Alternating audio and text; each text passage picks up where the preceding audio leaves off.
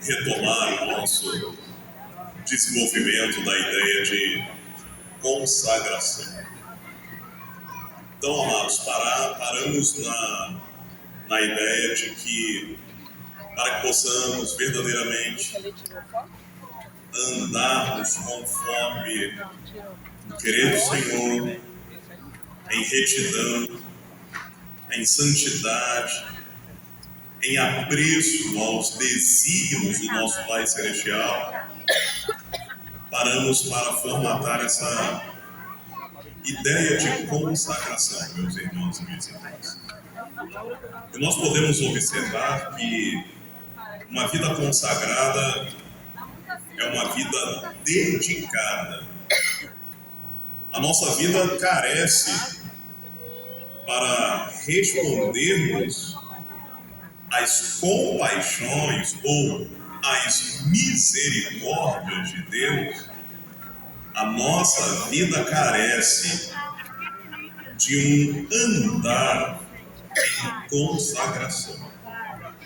E aqui, irmãos e irmãs, eu trago o texto de 2 Coríntios, capítulo 3, versículo 3, onde o apóstolo Paulo escreve para aquela assembleia: porque já é manifesto que vós sois a carta de Cristo.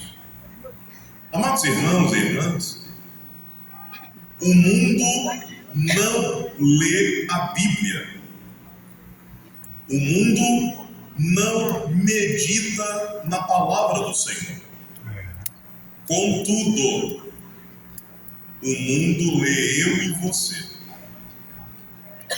Nós somos, nessa exposição que o apóstolo Paulo está trazendo para uma igreja problemática, eu creio que os irmãos devam conhecer um pouco da dinâmica daquela assembleia de Corinto.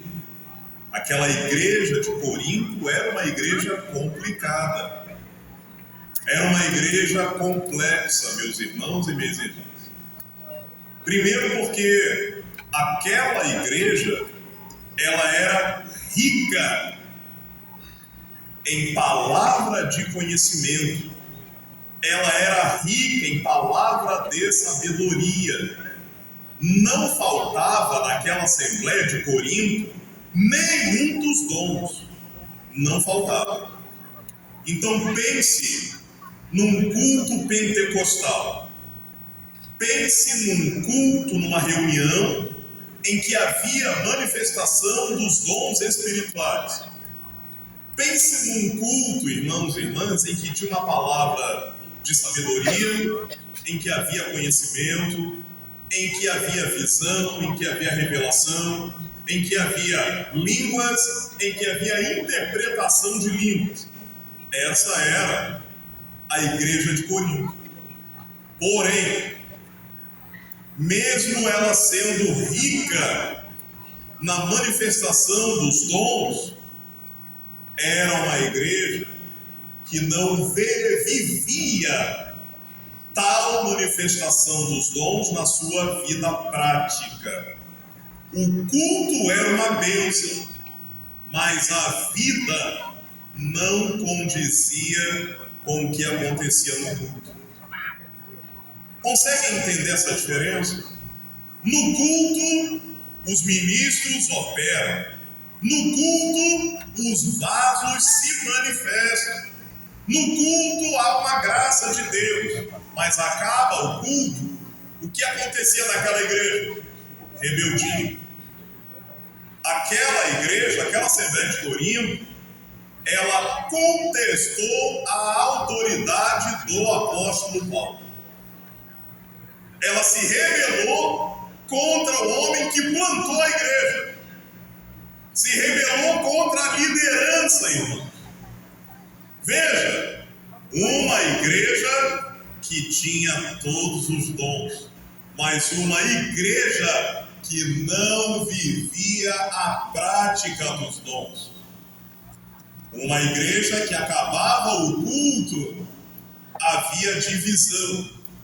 Uma igreja que acabava o culto, Era um crente querendo derrubar a cadeira do outro. Era uma igreja em que acabava o culto, tinha crente querendo disputar e fazer panela. Era uma igreja dividida, meus irmãos e minhas irmãs. Era uma igreja que acabava o culto, um crente colocava o outro na justiça.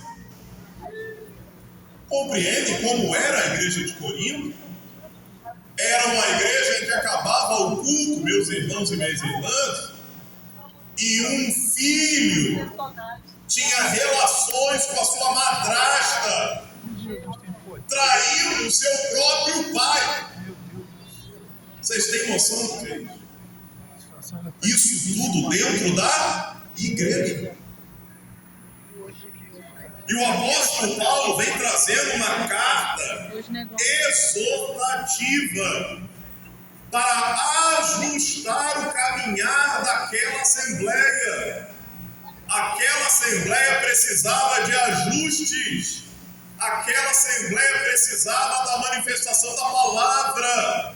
Aquela assembleia precisava da vida do Espírito Santo irradiando neles, irmãos e irmãs. E aí o apóstolo Paulo escreve: porque já é manifesto que vós sois a carta de Cristo. Vejam, irmãos, como o mundo, como o povo de Corinto ia fazer a leitura daqueles crentes. Porque a sociedade de Corinto não lia a Torá, não lia o Antigo Testamento, não lia a Bíblia, não liam as cartas apostólicas. Aquele povo não lia, mas aquele povo da cidade de Corinto lia os crentes. E o apóstolo Paulo está falando para eles: olha, o andar de vocês precisa ser equilibrado. O andar de vocês precisa ser adequado à palavra de Deus. Porque o mundo não lê a Bíblia, mas o mundo lê o crente que lê a Bíblia. E aí, meus irmãos e minhas irmãs, por isso que eu coloquei ali do lado de carta, por isso que eu coloquei aqui o termo em grego aqui. Onde está carta, o termo grego é isso aqui. E aqui está escrito epistolé. Então, para os irmãos que são versados no grego, ali está escrito epistolé. E o que é epistolé? Veja a similaridade com a palavra epístola.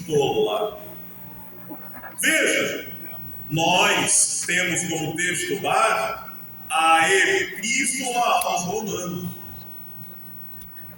O apóstolo Paulo está falando para a igreja de Corinto: vejam só, atentem, prestem atenção, vivam essa realidade. Vocês são a Bíblia que o mundo lê. E o apóstolo Paulo, amados irmãos e irmãs, não falou só com aquela assembleia. O Espírito Santo, na pena do apóstolo Paulo, está falando conosco também.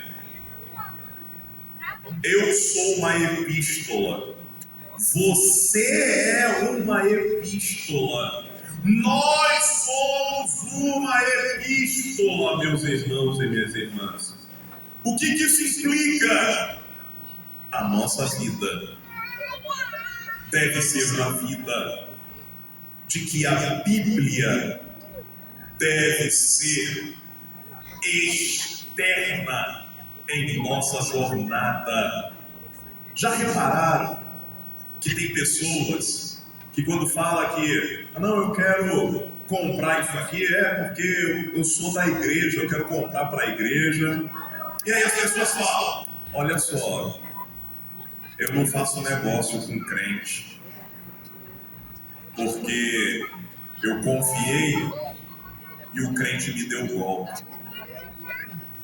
Eu confiei e o crente não pagou. Eu confiei e o crente não vê aqui saudade e vida.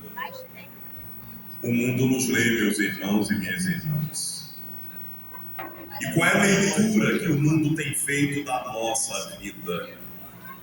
Como a nossa vida social, como a nossa conduta ética, como a nossa postura e posicionamento tem impactado aqueles que estão lendo a nossa vida. A nossa vida deve ser uma carta, uma epístola, uma Bíblia, meus irmãos e minhas irmãs. E isso só é possível, isso só acontece com uma vida, projeta por favor, com uma vida de consagração. Vamos destrinchar um pouco o que o apóstolo Paulo quis dizer que a nossa vida é um sacrifício vivo, santo e agradável a Deus, que é o vosso culto racional. O que o apóstolo Paulo quis dizer?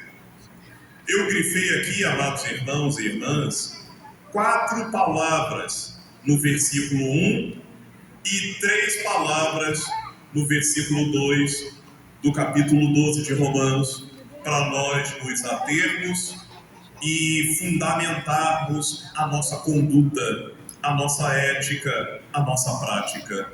Então vejam só, eu separei a palavra apresenteis, o verbo apresentar. E aqui, meus irmãos, nós temos o termo grego aqui, ó. Aqui está escrito paristemi. Então, onde está apresenteis, é o termo grego paristemi. E o que significa isso? Quem é militar ou foi vai lembrar. A tropa está em forma, perfilada. E aí o comandante daquela tropa fala assim: preciso de um voluntário. Rapidamente o militar que se voluntaria faz o quê? Toma posição de sentido, cerra o punho, levanta seu braço, e aí o comandante fala: dá um passo à frente. E o voluntário vai e se destaca na forma. É isso que o apóstolo Paulo quis dizer quando ele colocou a expressão aqui, paristemi, esse apresenteis. Todos nós, meus irmãos e minhas irmãs, somos chamados a sair do lugar comum. Não dá para se esconder na fileira atrás do outro irmão. O chamado é para sair de trás do irmão que ora. É para sair de trás da irmã do círculo de oração. É para sair de trás do dirigente, do pastor. Não é para ficar, não é que eles não possam nos ajudar, não é isso. Mas Deus quer te levar a uma experiência pessoal. Deus quer te levar a algo mais profundo. Deus quer falar: agora eu quero é você, face a face comigo. Então é necessário dar um passo à frente, sair da zona de conforto. Só dá para viver uma vida de consagração se eu sair do meu lugar comum. O Senhor está nos chamando para dar um passo à frente.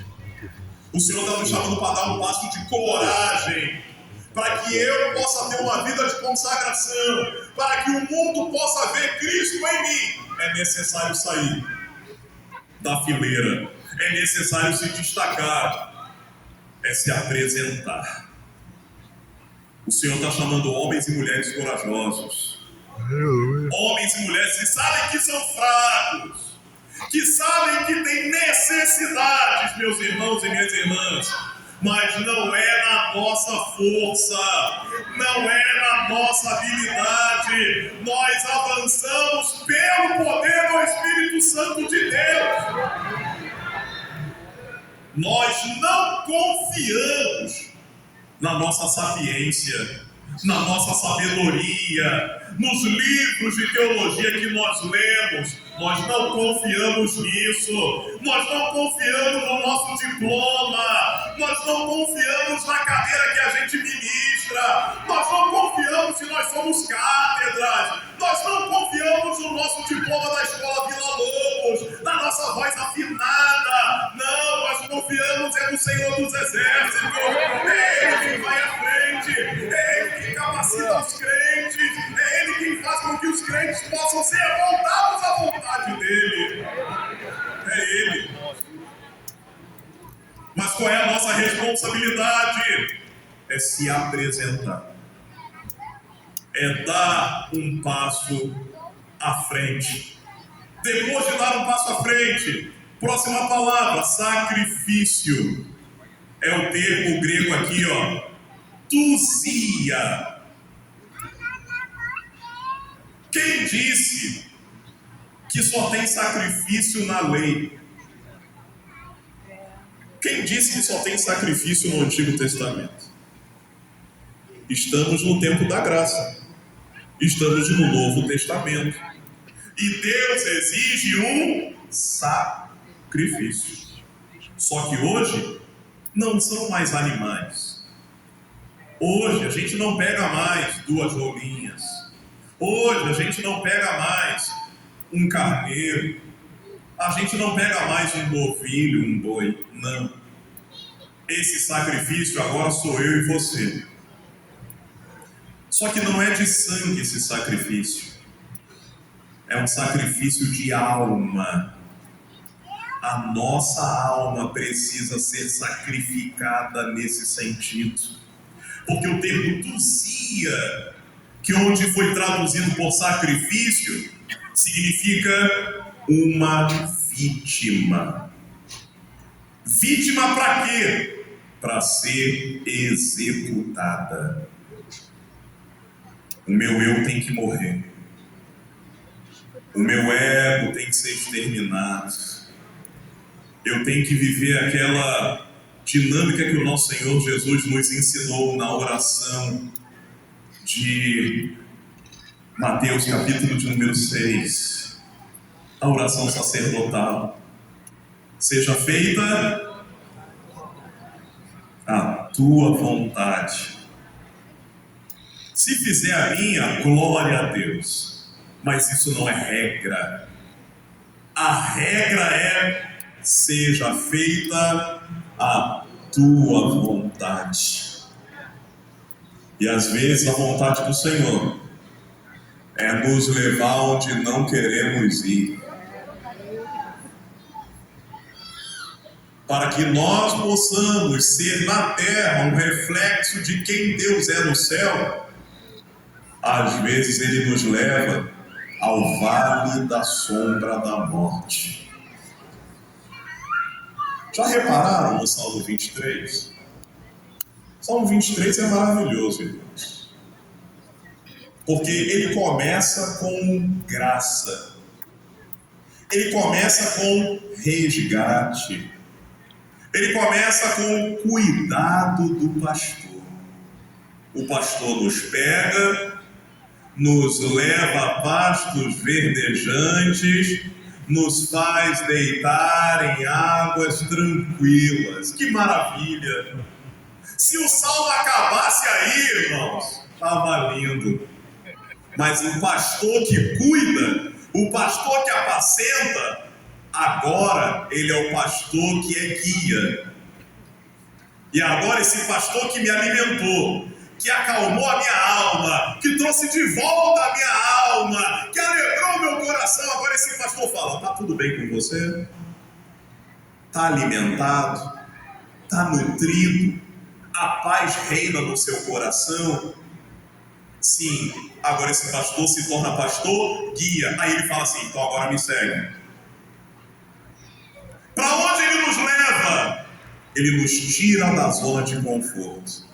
Ele nos tira dos pastos verdejantes. Ele nos tira das águas tranquilas. E nos leva para onde? Qual é a próxima etapa? Ainda que eu ande pelo vale da sombra da morte. Todos nós. Eu não sei em que momento, todos nós vamos passar pelo vale. Primeiro ele nos chama.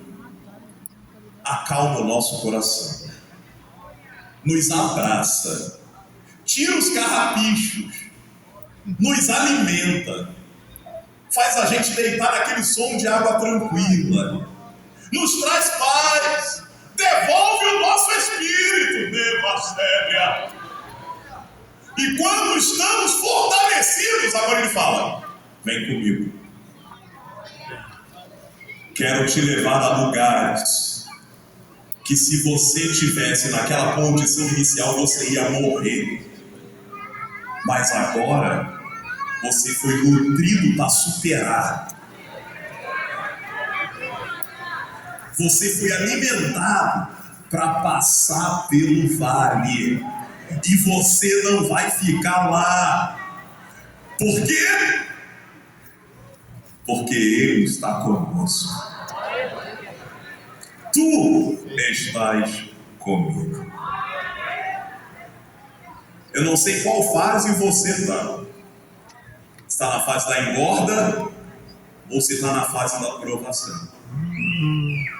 Mas todos nós temos um destino, que é a mesa. Que maravilha!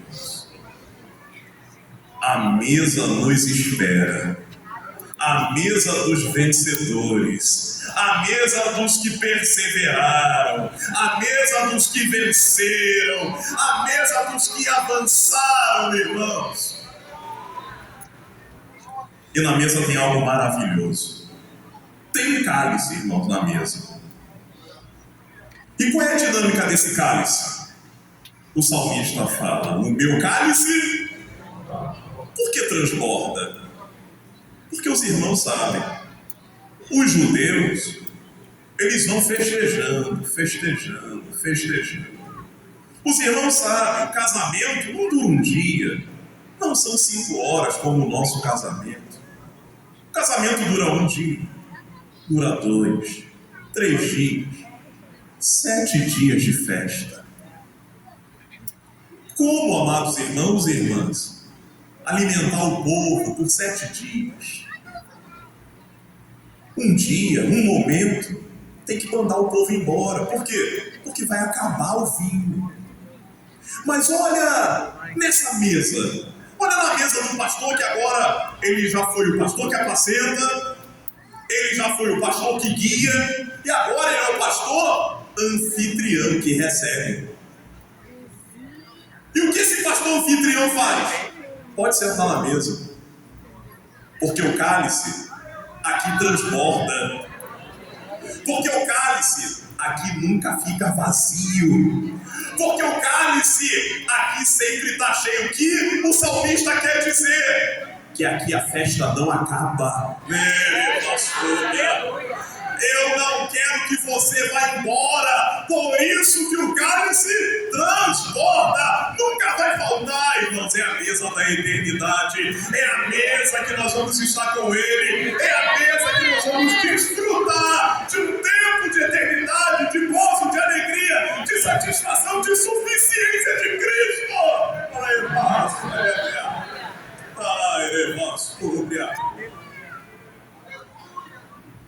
É para esse o nosso chamamento, irmãos. Esse é o nosso chamamento.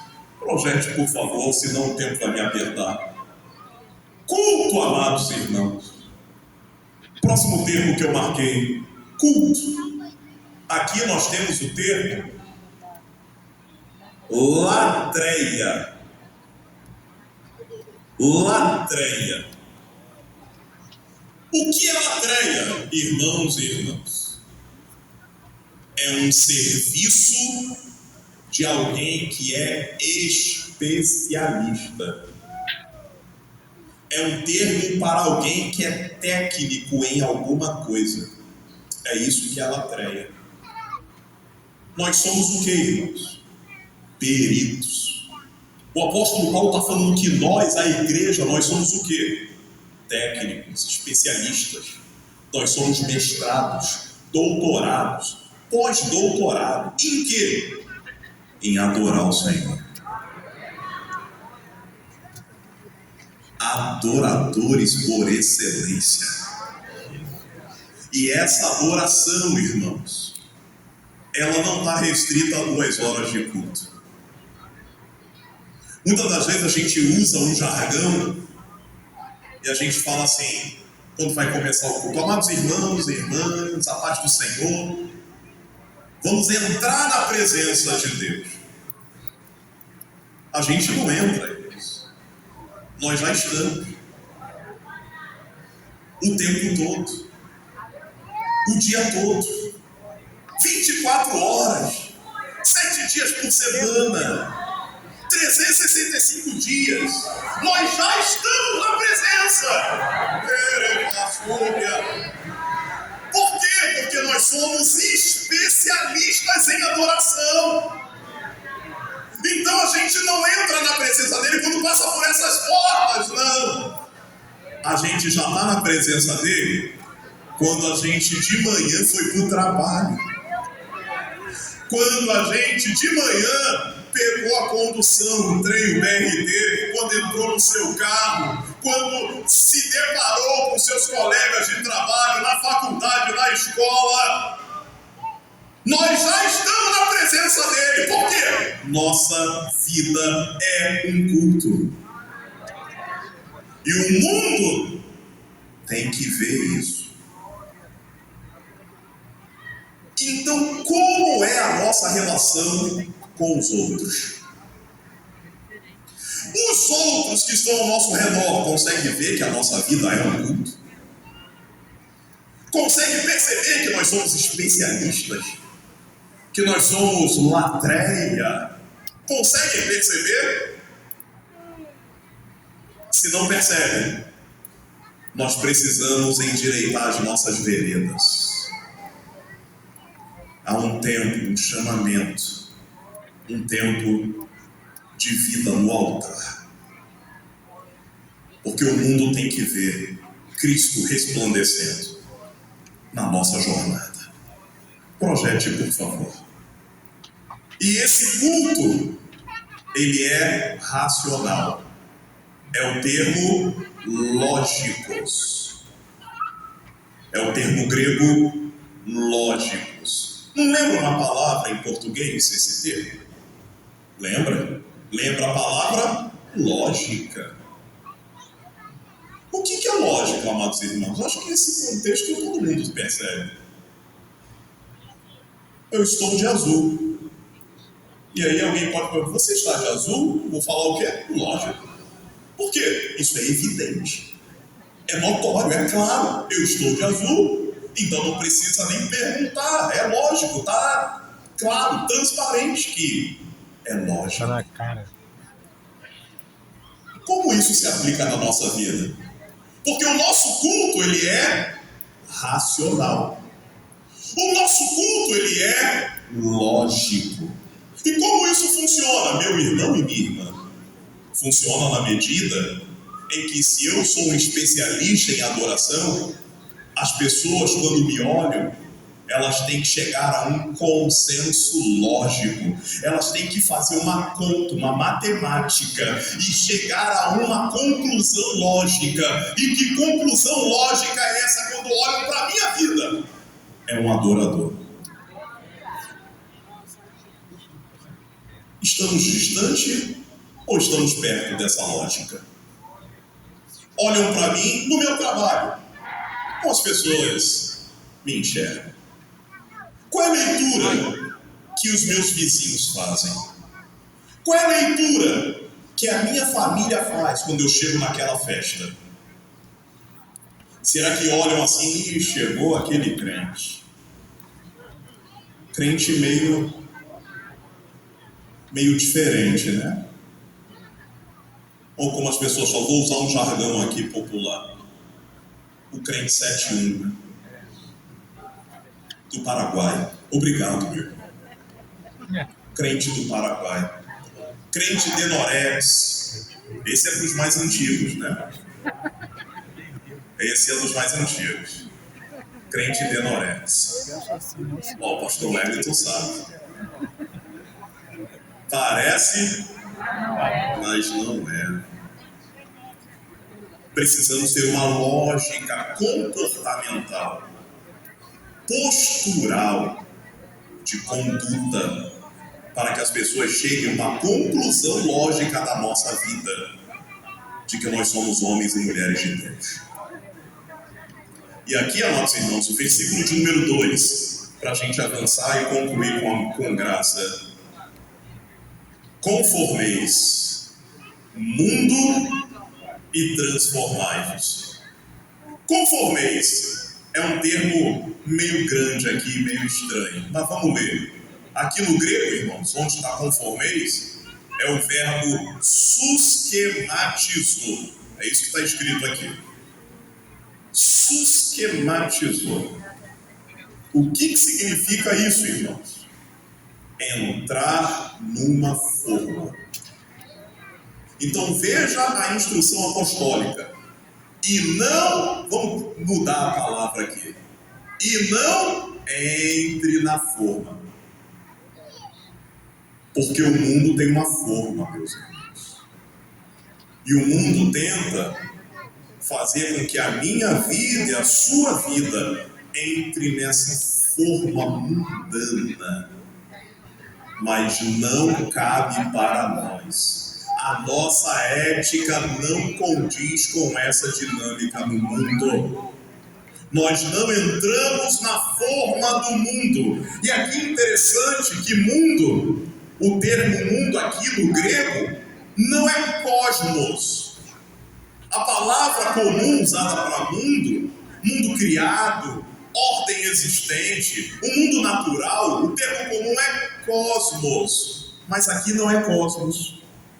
Aqui é aion. Então aqui está escrito aion. E o que significa aion?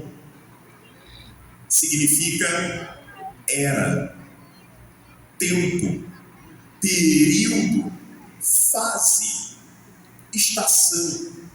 É isso que significa aion. Então vamos mudar a palavra.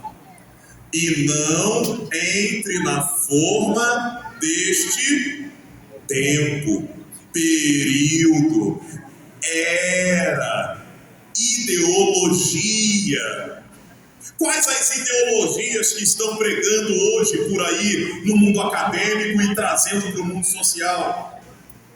As ideologias da esquerda radical, as ideologias de pedofilia, as ideologias de sexo livre, as ideologias de homossexualismo. É isso que estão trazendo hoje, mas nós não compactuamos com essa era, nós não compactuamos com esse tempo, nós não compactuamos com essas ideias, com essas ideologias. A igreja mantém a sua pureza, irmãos e irmãs.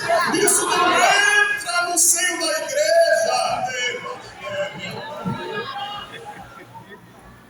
Isso não pode arrebatar a nossa juventude, meus irmãos e minhas irmãs. Essas ideias não podem entrar na nossa escola bíblica dominical, meus irmãos e minhas irmãs. Essas ideias não podem ser comuns nos nossos congressos, nos nossos púlpitos, irmãos. O Senhor vem buscar uma igreja, mas que igreja? Santa, lavada, remida, imaculada, sem mancha, sem ruga, irmãos. É essa a igreja que vai ouvir a trombeta soar, meus irmãos. É essa a igreja que vai adentrar marchando nas mansões celestiais. É essa a igreja que vai adentrar pelas ruas de ouro. É essa a igreja que vai cantar o cântico de vitória. Vai deixar de ser igreja militante, vai se tornar igreja triunfante, porque o nosso Cristo vem, e essa é uma realidade irrefutável do que ele vai buscar, igreja. Glória! Mas uma igreja que não tem parte com este mundo, uma igreja que não concorda com o pensamento dessa era, uma igreja, amados irmãos e irmãs, que ainda vai ser perseguida, mas nós cremos que quando começar esse processo, a trombeta vai soar, não estaremos aqui.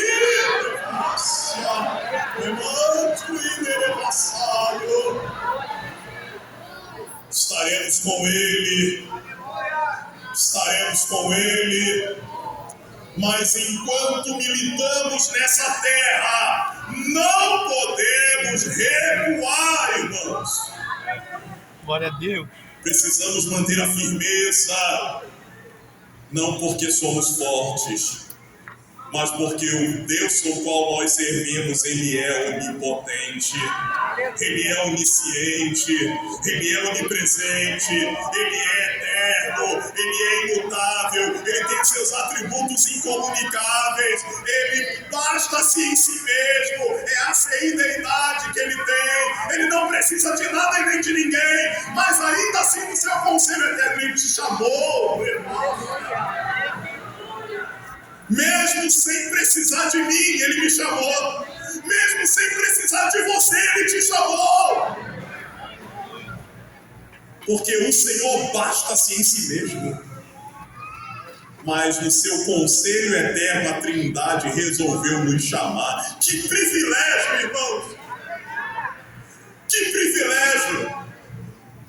Oh, meus irmãos, diante dessas compaixões de Deus, qual é a nossa resposta? É consagração.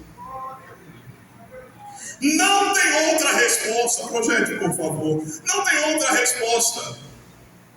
É consagração, que aqui está expressa numa outra palavra. Essa transformação aqui, que é essa vida de consagração, no grego é metamorfo, aqui que está escrito. Metamorfo. O que é isso, irmãos? Esse termo, metamorfo, só aparece em outra oportunidade na palavra do Senhor, na Bíblia. E quando aparece esse termo, metamorfo? Aparece quando nosso Senhor Jesus se mostra em glória para Pedro, Tiago e João, naquele processo que nós conhecemos como transfiguração. Onde está transfiguração é o termo grego metamorfo, que aqui foi traduzido por transformai-vos. Então veja, agora compreenda o que o Espírito Santo quer dizer. Essa transformação que nós precisamos passar não é uma simples transformação. Porque o que Pedro, Tiago e João viram, eles viram o Senhor em glória. Então qual é a transformação que eu e você devemos passar? Qual é a transformação? Transformação ao nível de que a nossa vida seja uma glória para Deus. Quem pode, irmãos, viver essa realidade? Quem pode negar o seu eu para viver para a glória de Deus? Quem pode, irmãos? E assim, nós vamos avançando para concluir. Os irmãos lembram de Atos dos Apóstolos, capítulo 11, o versículo é o 26. O que aconteceu, amados irmãos e irmãs, com aqueles crentes da igreja de Antioquia da Síria? Aqueles crentes foram chamados pela primeira vez. Eles foram chamados de cristãos. Amados irmãos e irmãs, O que é ser cristão? Vamos a uma pergunta, uma questão filosófica. O que é ser cristão? Para o IBGE, ser cristão é ter uma religião, como qualquer outra. Isso para o IBGE. Para o mundo, ser cristão é alguém que fica importunando para a gente ir para a igreja. Para o mundo é isso. Mas, de fato, no espírito, o que é ser cristão? Ser cristão é um homem ou uma mulher em Cristo. Como assim? Ser cristão não é um hobby. Ser cristão não é um estilo de vida. Ser cristão não está ligado ao romantismo. Ser cristão não é uma alocubração filosófica. Ser cristão é poder falar como falou o apóstolo Paulo em Gálatas, capítulo de número 2, o versículo de número 20. Já não vivo mais eu, mas Cristo vive em mim. E aí fica a pergunta: Cristo vive em mim? Porque se Cristo vive em mim, Ele tem de me governar. E aí, como são as minhas reações? Se alguém pisa no meu pé, qual é a minha reação? Se alguém fala mal de mim, qual é a minha reação? Se alguém me esquece, qual é a minha reação? Como a gente reage? Somos cristãos, na essência da palavra. Como reagimos? Como falamos? Como indagamos? Como nos relacionamos uns com os outros? Porque aqueles irmãos de Antioquia foram chamados de cristãos por quê? Porque eles falavam como Cristo falava. Porque eles andavam como Cristo andava. Porque eles se relacionavam como Cristo se relacionava. Porque eles amavam como Cristo amava. Porque eles amavam o que Cristo amava. Porque eles rejeitavam o que Cristo rejeitava.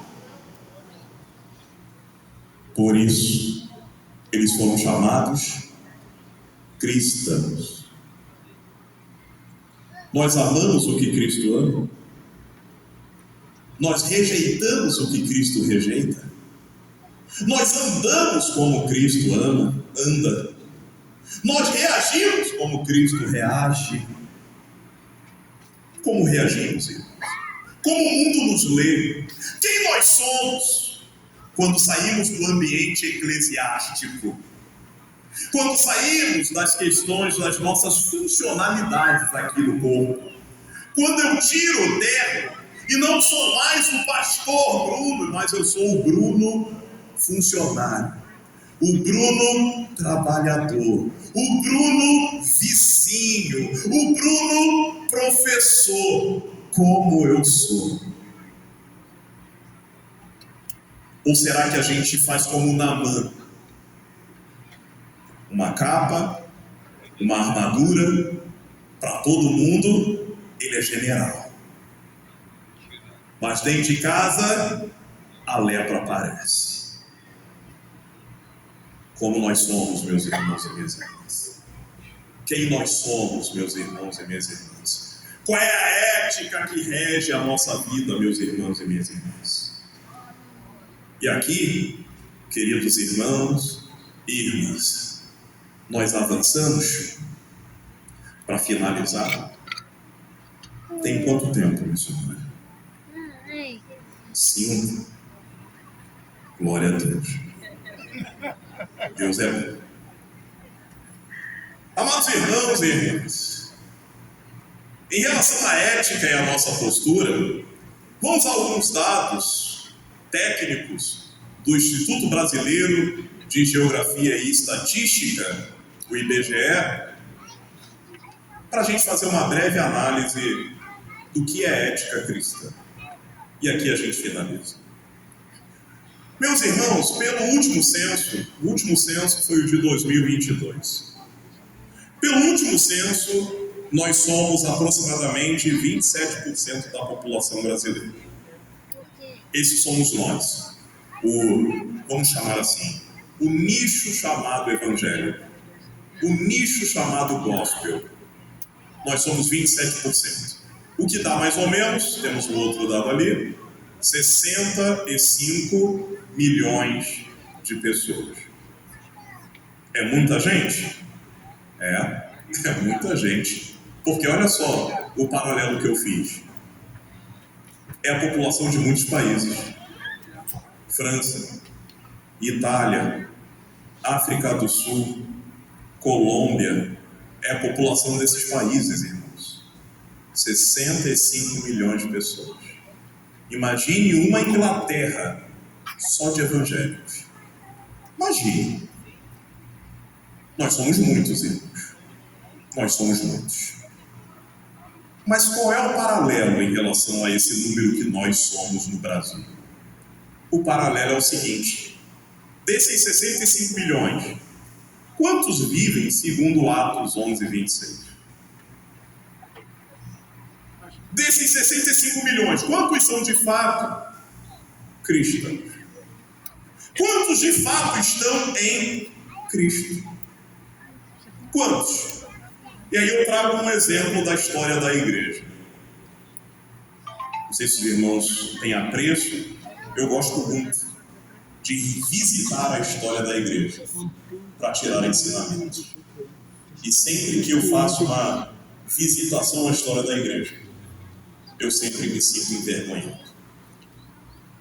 Porque nós não somos mais cerrados ao meio, nós não somos mais lançados nas covas de leões, nós não somos mais presos de forma arbitrária, nós não somos mais lançados no Coliseu para sermos assassinados, nós não somos mais queimados em azeite fervendo, nós não somos mais queimados vivos para acender, para manter a luz no pátio do Jardim de Herodes.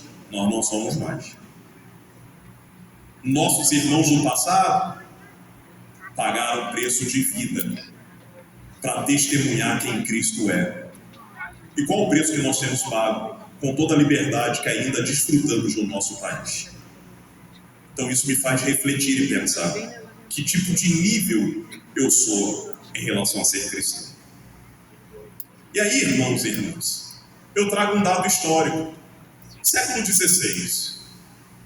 No século XVI, Deus tinha um homem na Escócia. Está aqui o nome dele. John Knox. John Knox é um crente, é um homem em Cristo, num momento em que a reforma protestante, que tinha sido recente, está causando um turbilhão de problemas. Nós temos guerras e conflitos por causa da reforma religiosa, que é uma outra temática, eu não posso parar nela. E aqui, meus irmãos, John Knox é um crente, lá na Escócia. E a rainha da Escócia era a senhora Marie de Guise. Ela era francesa. E ela era a rainha da Escócia. Ela era a rainha consorte, né, que casou com o rei. Então, Marie de Guise, católica, fervorosa, ela falou: eu vou frear esse negócio de reforma protestante. Ela falou: aqui no meu reino, na Escócia, não vai ter protestante. Ela falou isso. Só que ela esqueceu que Deus tinha um homem na Escócia. Deus tinha um homem só, irmãos, porque todos os outros ficaram com medo de perderem as suas cabeças. Mas Deus tinha um valente, um que não recuou, um que em meio à sua fraqueza se colocou na brecha. Deus tinha um John Knox. Deus não tinha 65 milhões. Deus só tinha um. E esse um começou a orar. Esse um começou a clamar. Esse um orava assim: ó Deus, dá-me a Escócia, ou eu morro. Como é a nossa oração? A gente ora todo dia, eu acredito nisso, que todo mundo aqui ora 3 vezes, 4 vezes por dia. Mas qual é o teor da nossa oração? A gente ora, Deus me abençoa, Deus abre a porta, Deus me leva, Deus me traz, Deus me guia, Deus faz, Deus quebra, Deus levanta, vai, volta. Não é assim que a gente ora? Deus vai lá. Eu imagino Deus lá no seu trono olhando. Como é que é? Eu vou lá. Eu sou o Senhor. Agora você manda eu ir lá. A gente precisa aprender muito. Porque a gente ora, Deus vai. Deus agora vem. Deus é lá. Deus é aqui. Deus quebra. Deus constrói. A gente precisa aprender. Parece que Deus é o nosso funcionário. Mas Ele é Senhor soberano, onipotente e poderoso. Transcende a criação. Ele é excelso, imutável, imensurável. Não dá para mim de Deus.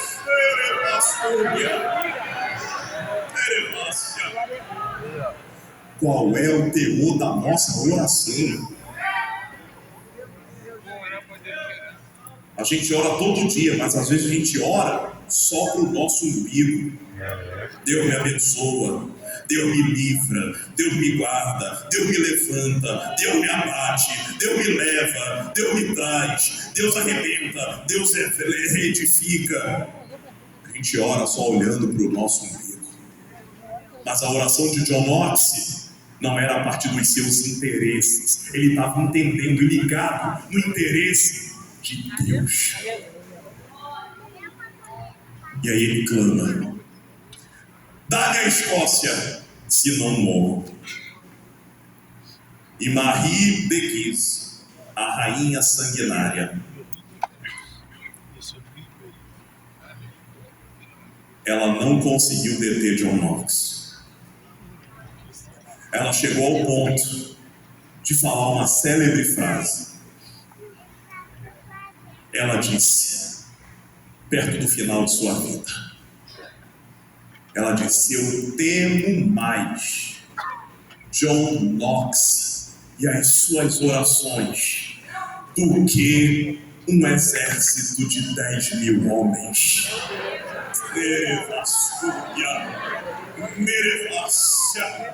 Deus só precisou de um homem para fazer o avivamento em um país, irmãos. A Escócia viveu o maior avivamento que aquele território já presenciou. Por quê? Porque Deus levantou um homem. Deus não precisa de muito. Deus precisa de uma. Nós somos 65 milhões. Então por que não acontece um avivamento? Porque a nossa postura é muito individualista. Porque o nosso ego está muito inflado. Porque a gente pensa nos nossos próprios interesses. E esquecemos da oração sacerdotal de Mateus 6. Seja feita a tua vontade, assim na terra como é no céu. Que possamos ter uma postura digna, reta, ilibada E eu encerro citando apenas um versículo, não vou expor ele. Eu encerro com a Epístola aos Efésios, capítulo de número 4, versículo de número 1, quando o apóstolo Paulo fala para aquela assembleia: rogo-vos, pois, eu, preso do Senhor. Onde nós estamos presos, irmãos? Onde nós estamos presos? O que tem nos acorrentado? O apóstolo Paulo estava preso, estava. Ele estava numa casa alugada em Roma, estava. Ele estava, amados irmãos, guardado por soldados, acorrentado a soldado. Ele estava só fisicamente, porque a sua alma, o seu coração, o seu espírito estava preso no Senhor. E ele fala: rogo-vos, pois, eu, preso no Senhor, que andeis de modo digno da vocação o qual foste chamado. Que Deus nos abençoe, amados irmãos e irmãs. Que Deus continue falando aos vossos corações. Que esses 3 dias de ministração possam transformar a nossa vida, para que possamos ser luzeiros nesse mundo. Deus abençoe, irmãos e irmãs. Paz perfeita vos seja multiplicada.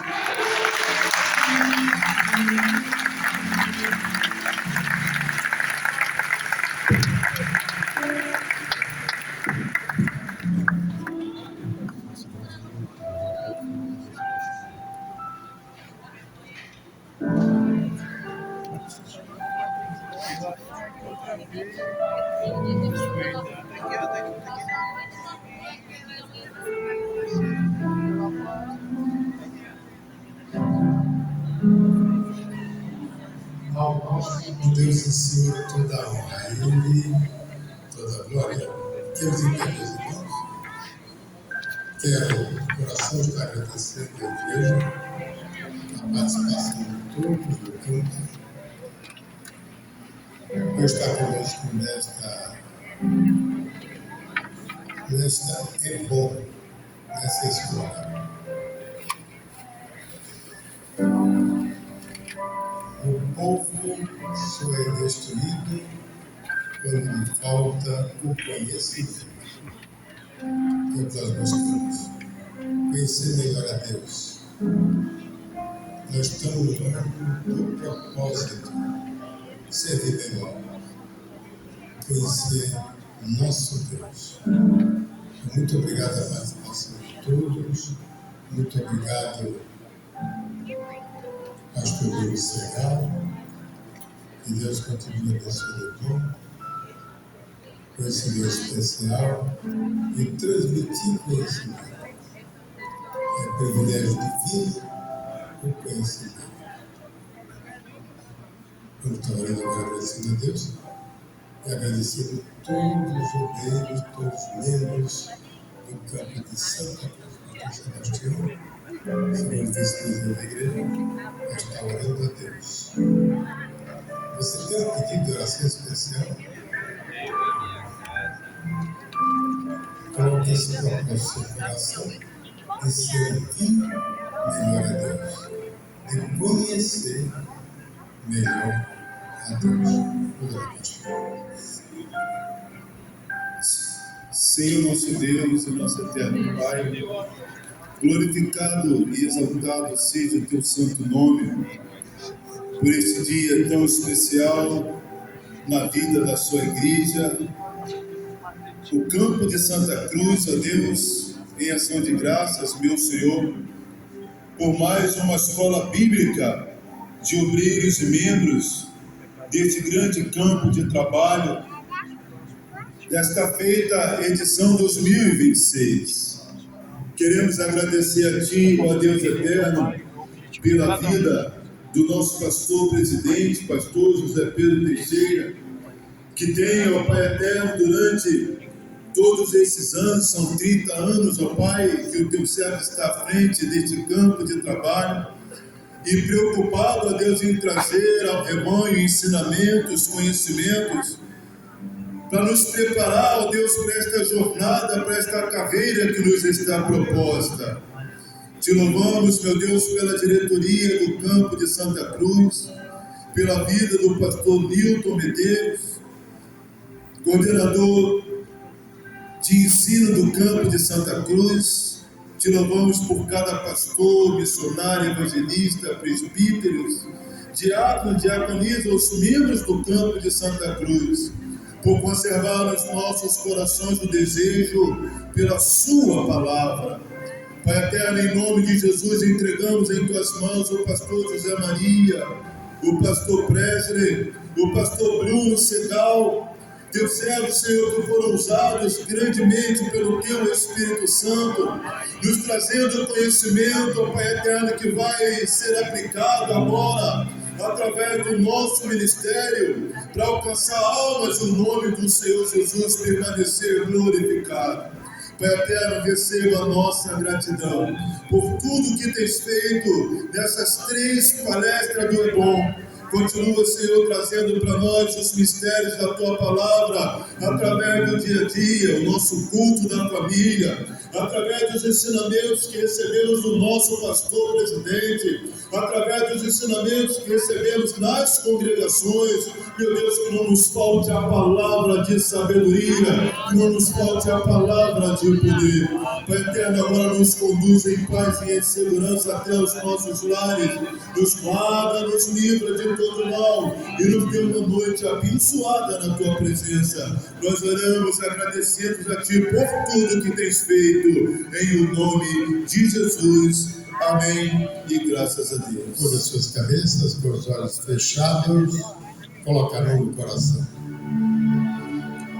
A graça do nosso Senhor e Salvador Jesus Cristo, o amor de Deus, nosso bondoso e eterno Pai, e a comunhão do Espírito Santo, seja com todos os fiéis, desde agora e para todos sempre. Amém. Uma noite abençoada para todos. Uma semana de paz. Amanhã, culto da família, 19 horas. Venha nos ajudar aqui.